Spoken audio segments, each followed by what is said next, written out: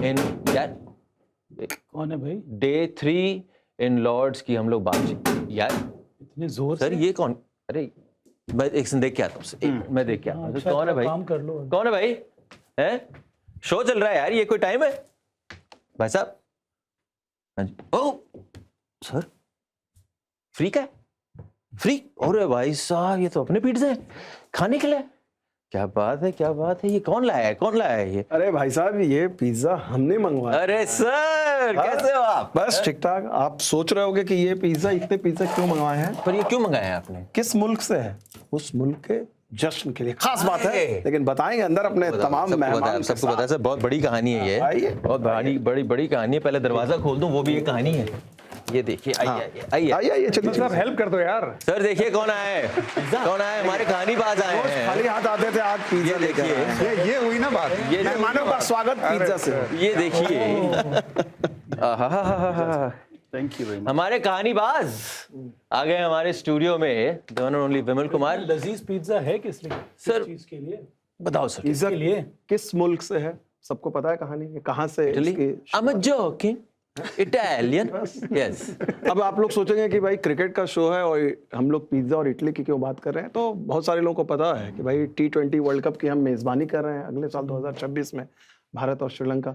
और उसके लिए इटली पहली बार T20 वर्ल्ड कप के लिए क्वालिफाई कर गई है। इटली ये आप सही में बताऊं, आप बोल रहे हो ना, सुनने में अजीब लग रहा है ना? क्योंकि हम लोग को आदत पड़ गई है फुटबॉल को लेकर। इटली का मतलब फुटबॉल। लेकिन यहाँ पर भी जो इटली क्वालिफाई की है ना, इसमें बड़ा कनेक्शन है, और वो टेस्ट क्रिकेट का। ऑस्ट्रेलिया के पूर्व टेस्ट क्रिकेटर जो बर्न्स की अहम भूमिका रही है। और ये कहानी दिखाती है कि जो टेस्ट क्रिकेट अक्सर हम लोग को जो एक सबक देती है कि जिंदगी, टेस्ट क्रिकेट में जैसे दूसरी पारी मिलती है, तो जिंदगी भी आपको दूसरी पारी देती है, आपको निराश नहीं होना है। और ये कहानी है जो बर्न्स की। जो बर्न्स वही खिलाड़ी हैं, बहुत सारे हमारे जो दर्शक हैं उनको शायद याद ना हो, तो उनको बता दें कि 2014 में जो महेंद्र सिंह धोनी का आखिरी टेस्ट मैच था, केएल राहुल का डेब्यू टेस्ट मैच था, जो बर्न्स का भी वो पहला टेस्ट मैच था। पहला टेस्ट मैच वो खेलते हैं, 23 टेस्ट मैच ही खेले, लेकिन शुरुआत उनकी धाकड़ रही थी। उन्होंने 8 टेस्ट मैच में, पहले 8 टेस्ट मैच में 300 किए थे, लेकिन उसके बाद फॉर्म डिप हुआ, वो अप एंड डाउन, टीम से बाहर हो जाते हैं। लेकिन उनकी जिंदगी में एक बड़ा एक दर्दनाक मोड़ आता है। मतलब फरवरी 2024 में वो अपने भाई, उनके जो भाई हैं, उनकी डेथ हो जाती है और काफ़ी मायूस हैं। बहुत ही मतलब उनके करियर का निजी जिंदगी में भी उनके बहुत ही निराशा वाला दौर रहा है। इस दौरान वो क्वींसलैंड की टीम से भी बाहर हो जाते हैं, जो फर्स्ट क्लास क्रिकेट भी नहीं खेल पाते हैं। लेकिन भाई की याद में वो बोलते हैं कि यार भाई से उनको बड़ा प्यार था, क्लब क्रिकेट वो खेलते थे, उनकी 85 नंबर की जर्सी थी। और उन्होंने बड़ा एक भावनात्मक पोस्ट भी लिखा इंस्टाग्राम पे, आप देखेंगे। उन्होंने कहा कि यार फिर से क्रिकेट जो है खेलनी है और उस मुल्क में जाकर खेलनी है, क्योंकि इटली को उन्होंने चूज किया क्योंकि वहां से उनकी माता जी आती हैं। तो उन्होंने कहा कि अपने भाई को ट्रिब्यूट देने के लिए मेरी कोशिश ऐसी रहेगी कि मेरे भाई ऊपर से जब भी देखेंगे उनको भी फक्र होगा। इटली जाते हैं, क्रिकेट खेलते हैं, क्वालिफाई करती है, उनसे ज्यादा आज सोच लीजिए कि मतलब अपने आप में कहानी इतनी भावनात्मक कहानी है, इंस्पिरेशनल कहानी है कि टेस्ट क्रिकेट जैसे आपको दोबारा मौका देता है, जिंदगी और क्रिकेट आपको दोबारा मौका और उन्हीं के चलते आप क्वालिफाई भी करते हैं। तो I think you know that divine power जो बात करते हैं भाई, वो वॉचिंग। तो दिल का रिश्ता जब होना डिसीजन मेकिंग में, जब दिल ही आपको रास्ता दिखा रहा है, इमोशन ही आपको रास्ता दिखा रहा है, somewhere that divine power तो आना ही है। Absolutely, and it also shows the power of T20 cricket, power of cricket also ना, कि आप आज देखें तो मैं अंडर 15 ना क्रिकेट खेला हूँ। एशिया कप में जाहिर सी बात है, जहाँ पे मलेशिया में मैं खेला था, जहाँ पे आपको पाकिस्तान, श्रीलंका, बांग्लादेश ये सारी टीमें थी, लेकिन मैं थाईलैंड के सामने भी खेला हूँ। तो क्रिकेट तो ग्रो कर रहा है बहुत सालों से, लेकिन ये जो T20 क्रिकेट से जो एकदम पुश आया है, चाइना भी खेलने लगा है, यू नो, अलग अलग ये जो मुल्क खेल रहे हैं, स्पेशली ओलंपिक्स और ये सारी चीज़ों की वजह से। अब ये जो Italy will be a big inspiration for many countries in the world जहाँ पे क्रिकेट ग्रो करेगा। देखिए, इससे पहले क्या बात चल रही थी जब T20 क्रिकेट आया, उससे पहले कि आप कितने नेशन खेलते हैं, पहले कितने खेलते थे यार, वर्ल्ड कप हो जाता था। वर्ल्ड कप कितने देशों में, 10 देशों में मिला के यार। लेकिन अब जो क्रिकेट ग्रो कर रहा है ना, एसोसिएट नेशंस तो लगातार खेलते रहते हैं, छोटे छोटे मुल्क आते हैं, वो खेलते रहते हैं। अब अलग अलग मुल्कों ने क्रिकेट खेलना स्टार्ट किया। लगभग मैं अभी देख रहा था 100 मुल्क क्रिकेट खेल रहे हैं। Sir, it's a wonderful story, great. पर मैं एक उसका दूसरा, बिकॉज इस कहानी के 2 पहलू होते हैं, राइट। एक ये पहलू, दूसरा पहलू ये है कि विश्व कप जैसे इवेंट में do you want to fill it up with teams जिन्होंने अपनी अभी कहीं ना कहीं कदम लेने शुरू किए हैं at a marquee event? Why not? As former players आप उसको बिल्कुल, कैसे मेरे हिसाब से ठीक है, इसमें कोई बुराई नहीं है। अगर आप देखिए पिछला विश्व कप अमेरिका में हुआ था, अमेरिकन टीम थी, उन्होंने पाकिस्तान को हराया था, प्रॉपर टीम को हराया है। ऐसा नहीं कि ये लोग सरप्राइज नहीं कर सकते। T20 फॉर्मेट ऐसा डिजाइन है कि आपका उस दिन कैसे खेल रहे हो उस पर बहुत कुछ निर्भर करता है। Yeah. थोड़ा एक्सपीरियंस कम रहेगा, वो मान सकते हैं आप उतनी क्रिकेट नहीं खेली, पर क्रिकेट के हिसाब से बिल्कुल सही है कि आप ऐसी टीमें आते रहनी चाहिए, खासतौर से T20 फॉर्मेट में जहाँ बड़ी बड़ी टीम को अपसेट किया है। तो मैं तो अच्छा मानता हूँ यहाँ पर इटली, क्योंकि मैं पहले जा चुका हूँ बिफोर कोविड, मैंने कभी वहाँ किसी को क्रिकेट खेलते नहीं देखा। स्पैगेटी खाया आपने? स्पैगेटी? मैंने डेलिबरेटली कोशिश भी किया कि देखते कोई खेलता कि नहीं, वहाँ कोई खेल नहीं रहा था। मैं कहूँगा 10 साल पहले की बात, आज विश्व कप में क्वालिफाई किया, बहुत बड़ी चीज़ है। ये बहुत ही ये जो नाम्स आ रहे हैं देखो सर, ना, आप कितने यहाँ- सारे एसोसिएट नेशंस हैं, इनमें से कई सारे एसोसिएट नेशंस 2024 में खेल चुके हैं, जो विश्व कप हुआ था यूएस और वेस्ट इंडीज़ में। और इस बार कनाडा, नेदरलैंड्स ने फाइनल मुकाबला जीता है, जिसमें इटली की हार हुई थी, बहुत ही नैरो मार्जिन से वो जीते थे, इसीलिए वो क्वालिफाई कर गए हैं। उसके साथ साथ यूएसए फिर से क्वालिफाई कर गए। और इस इटली टीम में भी ना मैं उनका स्कोर कार्ड देख रहा था, इंग्लिश उसमें कई सारे ऑस्ट्रेलियन क्रिकेटर्स हैं जो बिग बैश खेल चुके हैं, कई सारे इंग्लिश प्लेयर्स हैं जो काउंटी खेलते हैं, और वहाँ की जो T20 जो क्रिकेट है उसमें भी वो खेलते हैं। तो ऐसे प्लेयर्स जिनको ओरिजिन इटली के साथ है या फिर पेरेंटेज इटली के साथ जुड़ा हुआ है, वो आप प्रेफर कर रहे हैं अपने अपने देश में जाके खेलना हो, तो इटली के लिए बहुत अच्छा। मैं तो चाहता हूँ कि बस अब इस तरह से इटली क्वालिफाई कर गया है क्रिकेट में विश्व कप में, अब इंडियन जो फुटबॉल है ना वो क्वालिफाई कर जाए, शो बंद हो जाएगा। आपका जो सवाल है ना, उसी में एक जवाब है कि भाई क्या ये जो छोटी छोटी टीमें आती है, क्या उनको उस विश्व कप वाले that's a different way of looking at it sir. Competition थोड़ा वो, हाँ, मेरे पास वो क्वालिफिकेशन नहीं है ऑफिशियली। सर के पास थी, सबा साहब के पास, BCCI के बड़ी पौधे में जहाँ पे डिसीजन लेते थे, बहुत साल वहाँ पे रह चुके हैं। लेकिन मेरी हमेशा ये सोच रही है, एक जवाब ये है कि अगर वैसा नहीं होता तो क्या यूएस से पाकिस्तान को हराती पिछले विश्व कप में? बिल्कुल नहीं। हम यही सोचते कि नहीं यार, वो टीमों को नहीं रखो और खेलने का मौका मत दो। जब तक खेलेंगे नहीं तब तक ग्रो नहीं करेंगे। भारत ने बड़ा किया यार, अफगानिस्तान को बड़ा सपोर्ट किया है। हाँ, यहाँ पे नोएडा में Initial तो बाकायदा बांग्लादेश को support किया। बांग्लादेश को सपोर्ट किया है।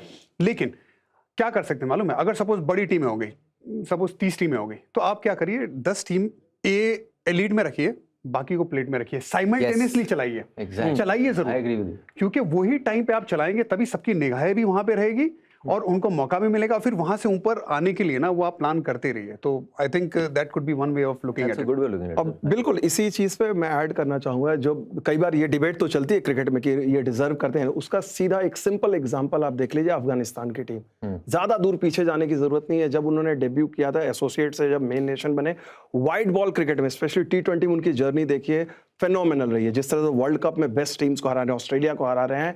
और इस पिछले 10 साल में देखेंगे पाकिस्तान की वाइट बॉल क्रिकेट नीचे गई है, अफगानिस्तान बेटर ओपोनेंट। इंडिया को आज के डेट में अगर खिलाइएगा, बोलेगा अफगानिस्तान से डर लगेगा, पाकिस्तान से नहीं लगेगा। तो ये दिखाता है कि आपका, अगर आप छोटे छोटे मुल्कों पर भी काम करते हैं, ढंग से काम होता है। नेपाल हमारे बगल में उदाहरण है, पॉपुलैरिटी के टर्म्स में क्रिकेट जिस तरह से उनकी उभर के आई है। पागलपन है सर, वहां पे तो पागलपन है, एक्चुअल पागलपन है। बट ये इन्होंने जो बात बोली, बिकॉज सर क्रिकेट एक ऐसी फेज में है जहां पे आप चाहते हो कि जो आपका जो छत्ता है और बड़े और लोग आए।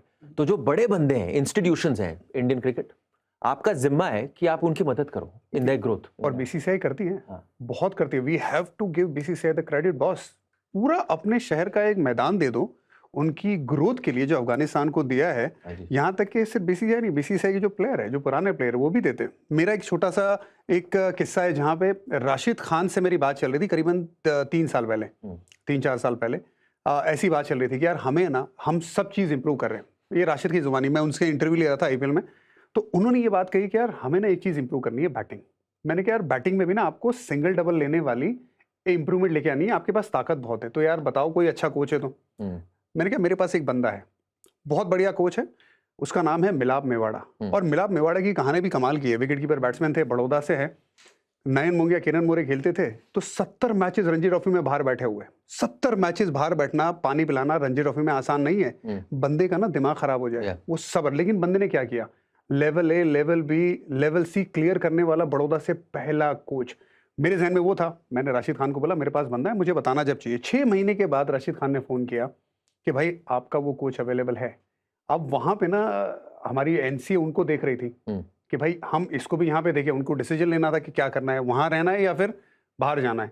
अब वर्ल्ड कप आने वाला था, तो आपने जो वर्ल्ड कप में बैटिंग इंप्रूवमेंट देखी ना, अजय भाई यहाँ पे है नहीं, अजय भाई खुद बात करते हैं उनके बारे में बहुत हाईली, अजय जडेजा, कहा कि वो एक साल जो बिताया मिलाप मेवाड़ा ने उनकी बल्लेबाजी के ग्रोथ में, आप टाइप करेंगे यूट्यूब पे भी जाएंगे आपको दिखाई देगा कि बाकी जो उनके खिलाड़ी हैं, चाहे वो रहमत हो चाहे गुरबाज हो, सबके साथ भारत के बड़ौदा के मिलाप मेवाड़ा ने उनकी बल्लेबाजी इंप्रूव करने के लिए काम किया है। तो सिर्फ बीसीसीआई ही नहीं, जो प्लेयर भी हैं यहाँ के पुराने वो उनको हेल्प कर रहे हैं, तो वो बड़ा जरूरी है। वो सपोर्ट सिस्टम नहीं आएगा तब तक वो जो छोटी छोटी टीम है वो ऊपर नहीं आएगी।